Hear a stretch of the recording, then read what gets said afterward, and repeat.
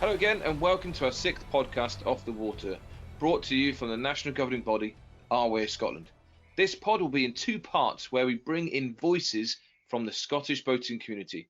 Our focus is on affiliates, the training centres and the clubs, talking all things about returning to their activity. This pod has been split into 2, as I said, because the conversations were too good to cut down, where there'll be some advice, some top tips, but more importantly, some insights into how other clubs and organisations have tackled this uncharted few months. If you have not listened to some of our other podcasts, please go back. There are some great conversations to listen to. I'm Nikki Stewart and I'm hosting alongside Jack Mitchell.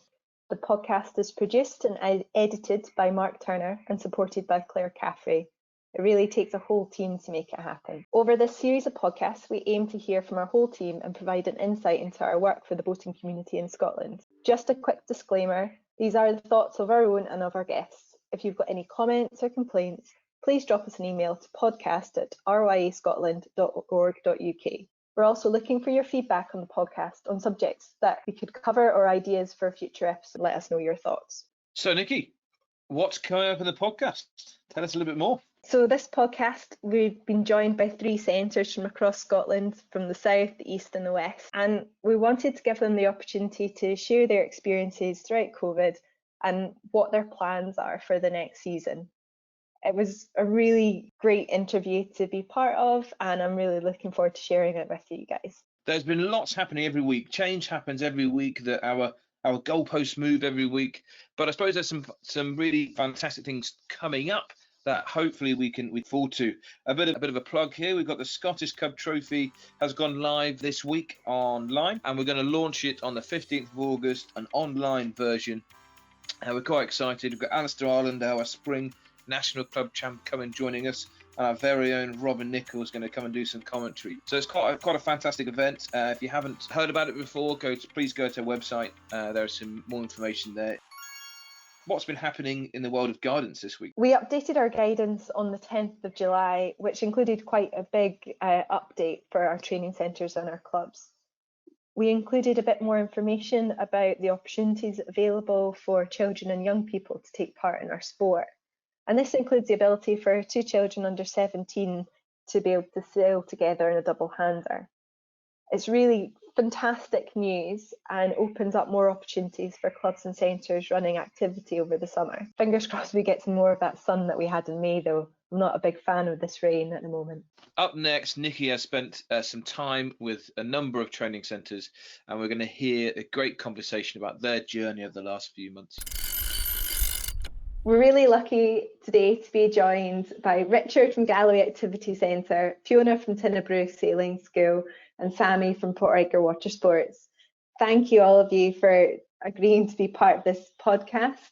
We're really keen to have training centres as being part of this discussion, and I'm really looking forward to hearing a bit more from all of you about what you've been up to over the last few months and what your plans are coming up. So I guess first of all, it'd be good just to hear your voices so our listeners can get to know who each person is.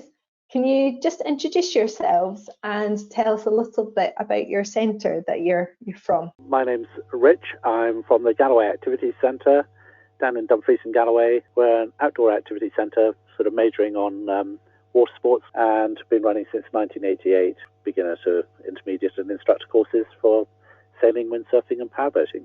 Hello, yes, thanks for having me on. Fiona from Tighnabruaich Sailing School, which I run alongside my husband Derek. We've both been teaching sailing here for over 20 years, having started as teen young instructors in the late 80s on Scotland's Adventure Coast in Argyll. The ruralness of our business dictates our customers to an extent. So the majority of our clients are kids, which is great. Something satisfying about introducing new generations to sailing, particularly in the west coast of Scotland. Been here a while and hopefully for a bit longer. I'm Sami and I am the centre manager of Edgar Watersports based in Queensferry in Edinburgh. We predominantly cater to all ages, trying to get them people sailing, windsurfing, kayaking, canoeing, anything that we can possibly put someone on and put them in the water safely. We'll do. And we're a community interest company. Today's the first day I was out in the water, so I'm really excited. to even talk about it. So yeah, thanks. That's cool. Super excited. I saw the pictures on Instagram earlier, so looking forward to hearing a bit more about that as well. Yeah, it was a good day back. So I guess the last few months have been really challenging for everyone, really, but I think our training centres have also had a really tough time of it. How has COVID impacted your training centre? Kind of annihilated any semblance of a season to begin with. At the beginning, there was all the build-up of what was going to happen. So we essentially been massively affected, not just in terms of us as a business, but how we operate and how we get people employed and over the summer. So I had not a great job at the beginning of having to tell people that there wasn't going to be any work this summer, and due to the fact that we run seasonal contracts, no one was under contract at the start time of it, so we couldn't actually get them placed in the furlough scheme. So at the very beginning, before it even happened, we were on a back foot and wondering what was actually going to happen. Now, through the summer, through the lockdown period, I've been furloughed and haven't had much to do with the centre due to, well, we're not allowed to work and not supposed to be working at all. The kind of effect it's had us coming back in was a lot of now planning and then trying to look at the guidance, stay abreast of the guidance and be as fluid as possible with everything that's happening. And now we're coming out of this whole lockdown period, we're taking a very measured approach to what we're going to do in the future. So we have 10 permanent staff and then go up to about 40, 45, 42 actually last year, seasonal staff. Between the 23rd of March and the beginning of July, we turned over something like £175. It costs us about £30,000 a month just to open the gate, or just to close the gate as it was this year. So, yeah, we had it quite bad, really. Our accounts were frozen. The centre was going into self-destruct, and we were looking at voluntary liquidation less than a month ago. And because all the grants and the loans that you hear about just weren't filtering through to us, not irrespective of what our politicians would have you believe, that for some reason we just fell through the cracks. And then 3 weeks ago or so, suddenly we got a business bounce back loan, helped bring us back into credit from, and then the same week we got a pivotal resilience fund from Scottish Enterprise, and it kind of saved us. So we're back in and back trading and delighted to be doing that. So yes, the staff are back off furlough now, and it's been ridiculously busy, but we're running at about 30% of our normal capacity. So today, for example, this time last year, I would have had 35, maybe 40 staff in, and today we had 6. But I mean, they've all been absolutely backs to the wall. So, you know, it's starting to open up. It's a beautiful sunny day here in Dumfries and Galloway, and everybody's enjoying the experience and getting back on the water. Fiona, what's it been like at Tighnabruaich? Yes, likewise. We're the same here. Been hit financially like everyone else, obviously. Living in rural Argyll, I suppose, like many people around here, you know, we earn our living from a variety of sources, most of which have obviously been on hold.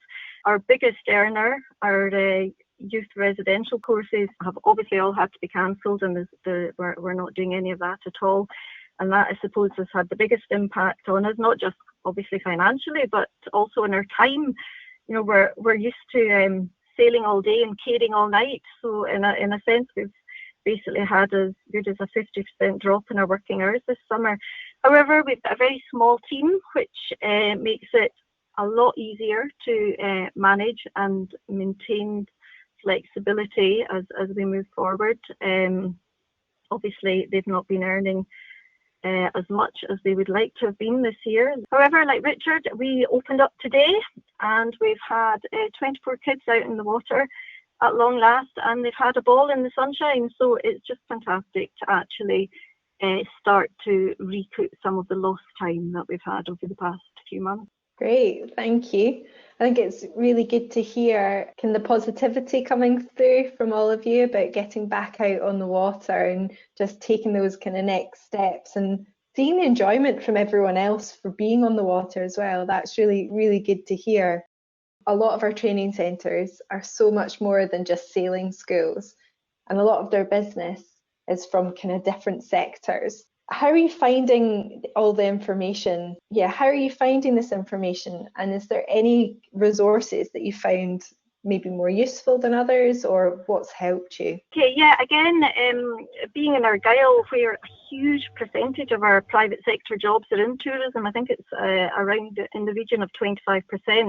I feel as if we've really benefited from the voice of tourism to help us not just open up safely, but share resources and information and best practice, etc. The Argyll and Isles Tourism Cooperative helped us, I suppose, as interpreting the guidance. That's been a big thing, just actually hearing, because we have all interpreted it slightly differently. There are nuances there that have to be worked through. So just hearing and listening to everyone's chat and that has been hugely helpful. And alongside that, the Association of Scottish Self-Caterers and the Scottish Tourism Alliance, they've all worked really hard to make sure the importance of tourism is heard in our fragile economy. And so I feel as a region, we've been really lucky to be able to lean a bit more on tourism just to help us navigate our way through these uncharted waters. Yeah, I think that sense of communities come out quite a lot across. We hear that from a lot of our clubs and centres for definite. Yeah, my experience is slightly different from Tighnabruaich, because once the staff were furloughed, it was between the 23rd of March and the 7th of July, it was me, and I just couldn't comprehend and digest the information that was coming through, not helped by, devolved governments, and I don't want to get political, but it was just really difficult because the Scottish government is saying one thing, the Welsh government is saying another thing, the English government is saying one thing, and then trying to interpret all that stuff and digest it was just really, really difficult. And then if you take that and multiply it by, there was just so much information coming in, I just couldn't physically read it all and understand it and interpret it. And until the staff came back, I was really struggling to make head or tail of it, because everything seemed to be at odds with what other people were saying. Since the staff have come back, we've run 4 training days where we've kind of tried to pull out the major parts of the guidance and put them to the staff, and then tried the activities, and then based our new risk assessments around that. And I think we're getting there.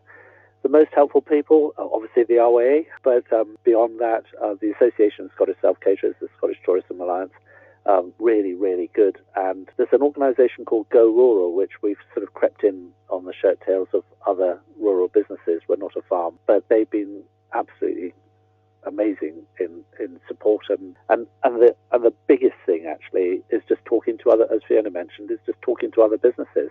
So the chat with other businesses and seeing what they're doing, comparing notes and whatever. And that's whether it's activities, self-catering, accommodation. So that's been the biggest leg up, is asking other businesses how they've interpreted stuff, and then going, okay, well, this is our take on it, and then comparing notes, and then coming up with a sort of group resolution. And up till now, it's holding good. We opened on Wednesday last week, but we've got our normal operational procedures and safety and all the rest of it, which obviously is a very important thing we do, and then trying to apply all the COVID-19 kind of impact. So today I was on the water and somebody got stuck under a boat. Do I just jump in the water and get them out, or do I try and figure out another way of getting them out, and so on? So these are kind of challenges that we're facing now that we've opened up. Yeah, no, definitely.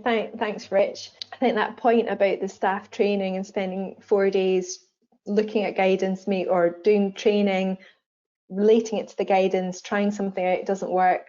Right, well, let's rewrite some of the operating procedures and try it again. And giving yourself the time to do that is so important. The thing I've said to everybody that, there are 3 kind of bodies that we have to try really hard to satisfy that what we're doing is safe. Firstly, and most importantly, like any first aid course, is ourselves.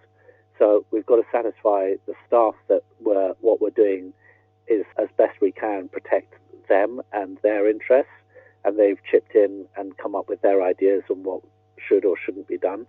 The next is the customers, because they need to feel that they're coming enjoying a holiday, but it's in a safe environment and as COVID-free as could be expected in the circumstances. And then the third group, which is ridiculously important for us, is the local community.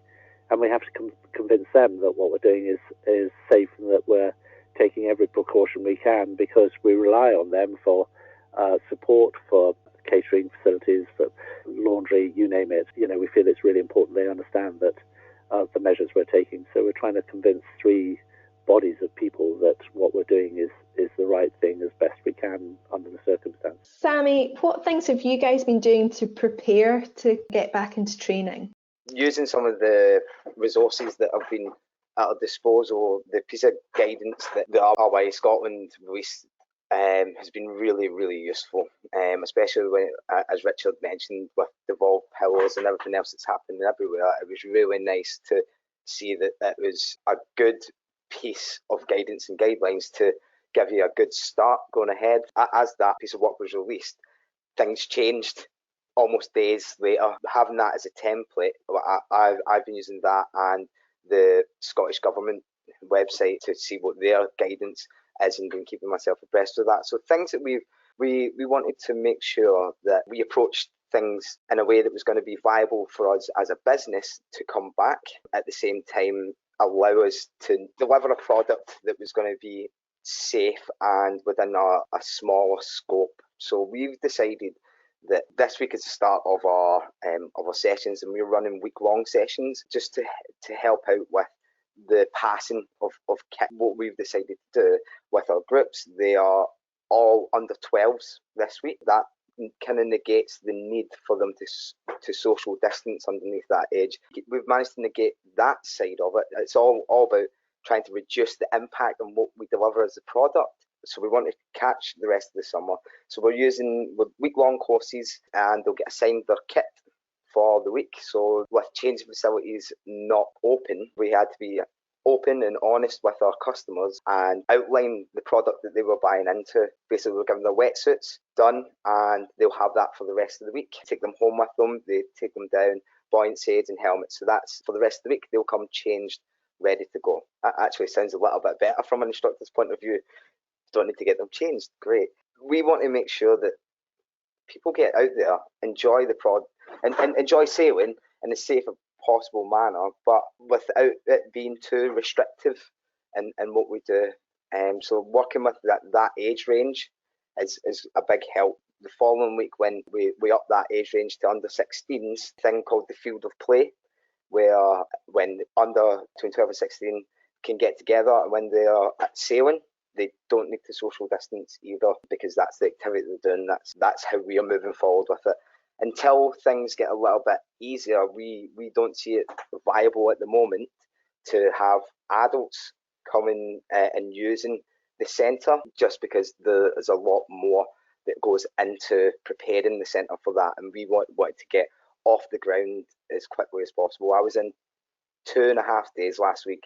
I had to do our adventure licensing application and inspection at the same time as writing some COVID SOPs. So there was a lot of background work, but that's how I see us moving forward. We can't be putting too much stress and strain on us at the expense of trying to make money fast or make a quick buck. We want to make sure that it's all good and enjoyable in the same standard that we held ourselves before the lockdown. This weekend we're going to have some of the staff and we'll do some induction training, and we're just going to plan to review as we always do. Great, thank you for sharing, Sami.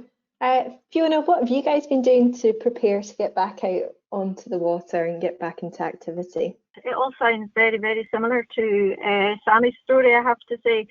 Again, like Sami, we are concentrating on only taking children for 5-day courses for all the identical reasons, of course. And we're not doing private tuition, mainly because we want to keep our boat, to manage that children being allocated a boat for the week. We don't want any boats being used in the evenings by private tuition or over the weekends when we're isolating the boat after cleaning it. So it's a very similar story. We've got a bunch of kids out in the water this week who have all been given their personal boat for the week. The under 11s are in their own under 11 bubble and all managing to crew with each other and share the boats. But the kids 12 and above are given their allocated boat for the week. And we're keeping the 12-year-olds and above in their family bubbles. And I think we'll be staying like that for the foreseeable future, just not only obviously because it's obviously a bit safer, but in terms of the boat allocation, it does make life easier. I mean, very simple things, simple changes make a big difference. We're just trying to minimise the handling of equipment at all times. So just simple things like leaving the people masts up and the covers off, whereas normally at the end of the day, there's a big tidy up and masts come down and covers go on. But just very simple things like that help to minimise any spread of infection. We are lucky, we've got loads of space ashore. In a sense, I think the hardest bit is social distancing on the shore when you're trying to get them rigged up and getting everyone organised. So we've managed to set up our boat field with actually mini pontoons, actually bits of pontoons that aren't out in the water, and everyone takes their boat to their own wee mini pontoon, and that just helps the children be aware of their own space and helps the instructors to mingle at the right distance to help them get rigged, etc. for the day. Again, toilet officer, that'll be me then, checking the kids, letting them in one by one and cleaning afterwards, etc. And I think the strangest thing is on the shore, because actually once they were out on the water, the kids were just sailing, and it actually felt relatively normal once they were out in the water. It was a perfect day. You know, the wind was great. What we just have to bear in mind is that things will keep changing, and we just have to be flexible and have that ability to move and change any procedures as required. So we're only on day one. No doubt Eric's been speaking to the instructors at the moment, learning from today's activity as to what we can improve on and change for tomorrow. But yeah, it went well, and I can see, I don't really see us changing it for the rest of the summer, because I think if we get our mode of operation working the way we are, I think we're very happy with it, and we feel it is very safe, and certainly our customers or our customers' parents are feeling it's very safe. There's been an awful lot of thinking, and I think Richard and Sami have both said the same. It's an awful lot of thinking through different ways of operating to find the best one that works for us. And of course, every centre's got a different space, so the way Richard do it will be slightly different to the way we do it, which will be slightly different to Sami. So it is working with your space and what works best, and with your team of instructors. So yeah, that's basically what we've been doing. Thanks, Fiona. Thanks for sharing. I think you just highlighted something that's really important there, and that's that every setup's different. And it's not just the centre, it's not just the equipment, it's about the people as well. Everyone's got different circumstances, and it is a really tricky balance.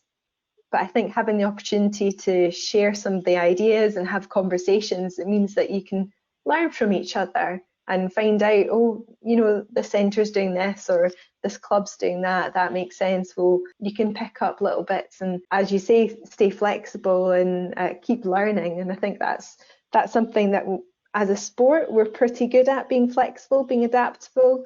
I mean, the very nature of sailing, especially sailing in Scotland, I can vouch for sailing on the West Coast. Things change so quickly all the time as well. Yeah, what's right for one moment what's right for the morning is generally not right for late morning. So yeah, we're definitely used to changing. But no, I think you're right. Without a doubt, it's listening to other people and sharing stories that has helped the most. Yeah, definitely. Rich, have you noticed anything different about the customers that are coming through? Anything different to the customers this year or at the moment compared to before? So in terms of customers and any differences, a really positive thing. So we're a little bit different from the other two.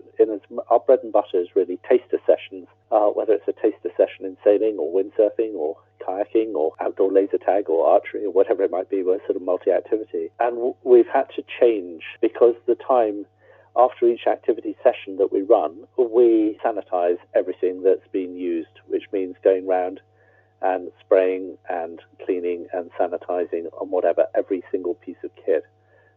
So, you know, with 30-odd laser tag guns, you know, it's a time-consuming thing. So we used to, in the good old days, run 1.5-hour taster sessions, and we've now just said everything is a 3-hour taster session. This is a real plus, actually, and there's some good stuff that's come out of this wretched virus, because going forward, I think that's what we're going to do. We're going to run 3-hour taster sessions because everybody gets so much more out of the session. Instead of a just rush, get on the water, get off the water, beam reach to beam reach, back on, the customers are getting a real sort of teaching experience, and they're getting a lot more out of it. In terms of courses and stuff, yeah, you know, we identify family bubbles, and then we try and keep them to those bubbles, and, you know, so they're helping each other launch or recover or whatever in their family bubbles, rather than everybody just mixing and matching. So again, unlike the other two, we're bringing in families rather than just children, but that's stretching us a bit. And then the last thing that's kind of a big change, which the others have touched on, is just like the normal functioning of the centre. So we have a one-way circuit through the centre. We only have one person coming into reception. The head of the family bubble comes into reception. They check in. Nobody stays. The clubhouse seats 130, a busy wedding. We discourage anybody from being in there. We're an outdoor activity centre, so we encourage everyone to stand outside. Maybe buy a coffee on the way out. It would be great. Support the cafe. We've shut down the showers. Again, we're lucky. We're a freshwater lock. So when they've all had a dip, that's kind of their shower for the day. They change in the car park. The showers are shut down. And the really nice thing is that so far, touch wood, all the customers and the people that have come through the centre really get it and have been incredibly supportive. And, you know, when they're busy kind of hiding behind a bath towel by their car, trying to keep their modesty and get into a wetsuit, which is no easy task, trying to hold a towel up in front of yourself and put a wetsuit on. You know, they all do it with great humour and good nature, and they seem to understand really what we're about, and are rolling with the punches as much as we are. And the last thing is, and I'm sure everybody else is doing this, but at the end of each day, so the days are much longer for us, because at the end of each day, by the time we've sanitized all the equipment, and there's a lot of equipment here, we then have quite an extensive debrief on kind of lessons learned, either on the water or on the climbing tower or whatever it might be, just in terms of, are we adhering to our normal operating procedures? And then on top of that, how COVID safe are we, and are we sticking to the guidelines that we all kind of discussed would be a good thing for everybody at the outset. You know, it's just a completely different way of operating, but it's generally pretty refreshing, both the staff and the customers, the way they're adapting to it. I think you made a really good point that all the customers that came in today, they were really understanding and, like, as you said, rolled with the punches. How was it communicated to your customers that was going to happen? Was it during the booking process? Has your booking process changed in any way? More than happy to share this stuff with you guys. But we send everybody COVID guidelines and COVID changes. One set of guidelines for people staying with us, one set of guidelines for people doing activities with us. And we explain about the showering facilities. So like our campers, they don't have any showers. They're allowed to go in the loos as you are in Tesco's and Morrison's. Every 2 hours, somebody goes in and sanitizes all the toilets. And that's all explained to them when we do the normal confirmation note. And everybody now has to pre-book. So there's no such thing as just rocking up here and having a go on the water park. It just doesn't work like that anymore. Everybody pre-books. The booking process is the same. But then on the confirmation, we send them a couple of extra documents explaining what we're doing to try and keep the centre COVID-free. Could I book online with you at the moment? No. Because, yeah, no. So similar situation. So we hence why I'm on a handset now, 2 tin cups and a piece of string. We are capped at 0.5 of a megabyte for our internet. We just don't have the capacity to be able to run stuff online. So therefore, everything is done on the phone. So we advertise, they book, and they pay in advance. We follow it up with a phone call, take all their details, and then follow it up with an email. Funnily enough, Outlook does seem to be able to get through at 0.5 of a megabyte, but we can't, we're just not robust enough to be able to take online bookings and stuff in terms of our internet capability. Nothing to do with COVID. It's just like where we operate from. So from our point of view, we do have quite a robust online booking system. However, it can't produce that level of information that we need. So another big change, we had to almost restructure what the season looks like. Obviously, kind of had to do a bit of a reset from that, and now currently looking at how do we move forward with a suite of activities that people can take part in. People are rolling with the punches at the moment. We'll see how they feel in December. That's interesting. Yeah, so we've had to take our bookings over the phone. Fiona, what about yourself? Because I'm generally fully booked 8 months or so in advance, because we are small in that respect. I was fully booked for this summer anyway. So obviously, what was required once we obviously weren't sailing was getting in touch with everybody and cancelling as a kind of rolling cancellation. It obviously became obvious fairly early on I was not going to be running my residential courses, but of course all the residential kids wanted to then come non-residentially on the 5-day course, but that then involved parents finding accommodation locally, which has actually been the biggest barrier for us this year, although jigging the residentials into weeks that fitted in terms of the numbers and the bubbles and the kids and the age groups, etc., is obviously just was very much doable. So in terms of our booking system, they were all booked in already. It was just modifying it and making sure. I was just really keen to ensure that as many of the kids that were coming residentially didn't actually lose out in their sailing, because generally they're the really, really keen ones that are happy to come along without mum and dad. And just trying to squeeze them in whilst helping their parents find accommodation was my biggest challenge. Yeah, I think I've got as many in as we can, I think, until they all disappear back to school, of course, which isn't that far away, sadly. Like yourself, Fiona, we were pretty much fully booked for the summer. That's a lot of different courses with a lot of different people. Have you guys had to give out any refunds? Well, for us, it's all about the relationship we have with our customers, and I offered everybody who were not managing to come this year at all for whatever reasons, and of course everyone's had different reasons, whether it's because they've got family members that are shielding, or they were flying up and they can't get, there's all sorts of different reasons there. And so I felt, we've had it tough, but, everyone's had it tough, and everyone's got their own story to tell about it being tough. So I felt it wasn't fair keeping the deposit. I offered everybody a refund or a transfer of the deposit to a course next year. And without fail, nobody has demanded their refund that I offered them. It's a positive that's come out of it, out of COVID, that everyone is a little bit more understanding, and absolutely 100% of people just asked for the money to be transferred to a date either later in the year or in 2021. So I think that's been a real positive out of this. That's fantastic to hear, Fiona.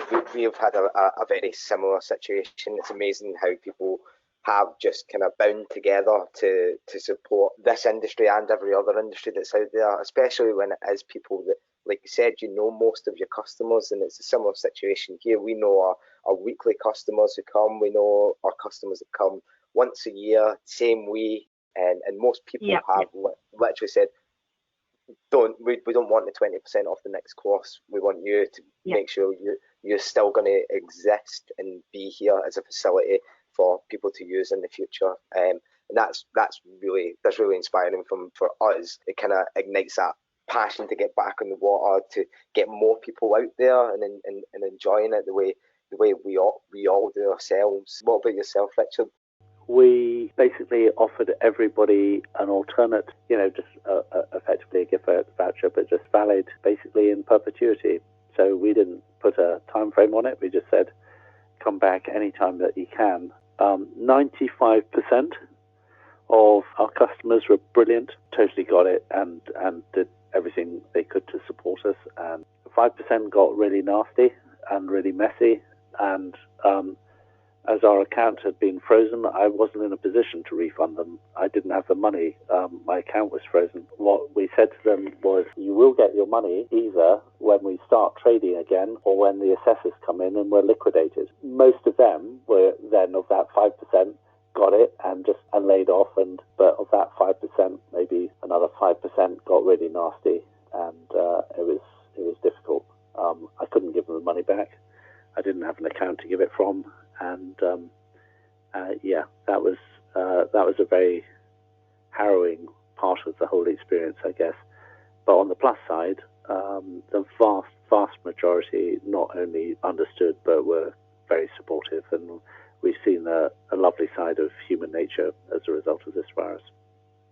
So it has been pretty tough times, and that frustration does come out in our people, and we've been getting customers that have been great, and we've been getting customers who just don't understand exactly what we're having to do and go forward. But I think that's a given in the whole situation. There's people out there that don't actually understand the whole COVID situation within itself and don't adhere to it. So I'd be interested if that's a similar thing where customers are getting a little bit frustrated about what your ability to offer things. I can't say we've, I'd say my overriding feeling from the customers is that they, as you say, they're just so pleased that in our case that their children are actually getting some activity and getting out on the water. They're just bending over backwards with gratefulness that we've put measures in place so that we can provide it. So it is that sense of everyone's just, well, I think everyone's just been cooped up for so long, and it's just getting the kids active and moving again is just absolutely brilliant. As Richard was saying, they're not minding at all the operational procedures in place. Hopefully, I think by its very nature of sailing and outdoor activities, it does attract people that are relatively hardy and are happy to be outside and adhere to these sorts of policies. I don't know if you've had it different at all, Richard, or not. Yeah, I mean, we had quite a few people down today, beautiful sunny day, all changing the car park, all helping with all the equipment they've used as part of there are two types of people we've come across really. One just don't really feel too strongly that they're vulnerable. And then on the other extreme, those who are feel they're super vulnerable.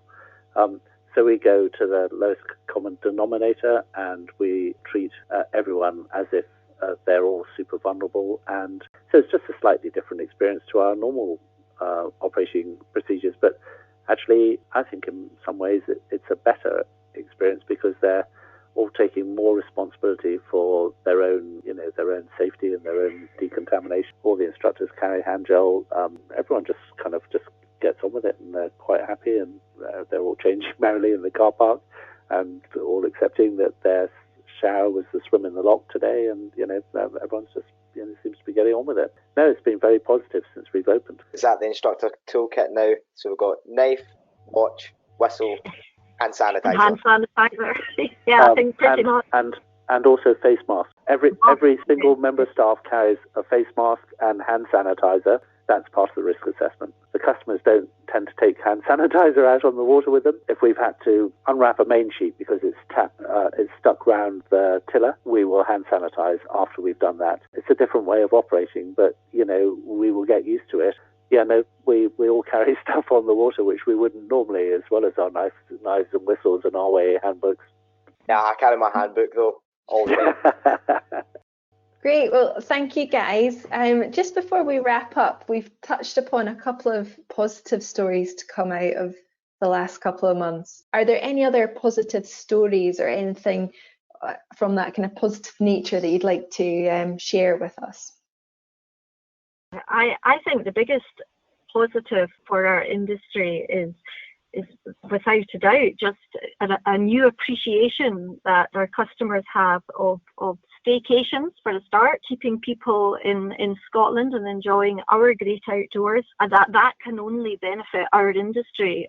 In addition to that, because we've all pulled together so well in this new world and help us all move forward in just a more collaborative way of working. And I think that is a huge positive that we shouldn't forget. Despite the dreadful stories and the challenges, there will actually be a bigger positive story and spin on it that it's all helped us to develop a more collaborative way of working together in tourism and sailing and across all sorts of industries. Fiona is correct in saying it's a collaboration of the industry. We are a collaborative industry, and if a big positive that's came out of this is the way we communicate with each other and the way we collaborate. So you've seen people doing your Zoom chats and quizzes and all that kind of stuff. That it's so much easier to do that, and I think the RYA has been really good at arranging chats between club RTCs, as especially in Scotland where we are pretty spread apart. It's such an easy communication tool. I know it's not the best communication tool. There's nothing better than sitting down having a cup of tea 2 meters away from each other. That's fine. The more centres and the more clubs that we can get involved in collaborating together, talking to each other, sharing ideas, the better it's going to be for everybody within the industry. I think that's an amazing thing to take forward. Yeah, it's definitely something we're really keen to keep going and keep this on well after COVID. We found, as a governing body, we found so much support and benefit from doing this, and it's been fun. It's really, really nice, and it's a good way of keeping up with everything going on and speaking to lots of people. And sometimes the conversations aren't easy, but it's that feeling that we're solving problems together is really good. Face to face, nothing's going to be better than face to face, but technology is changing and developing all the time. VR, Nikki. That's definitely not my crown. We've got some much better VR people within our organisation. But guys, thank you very much for joining us today and being part of the discussion. It's been fantastic to speak to you all and hear your stories. And I'm really looking forward to this podcast coming out and other people can hear them too. So thank you very much. Thank you for having me.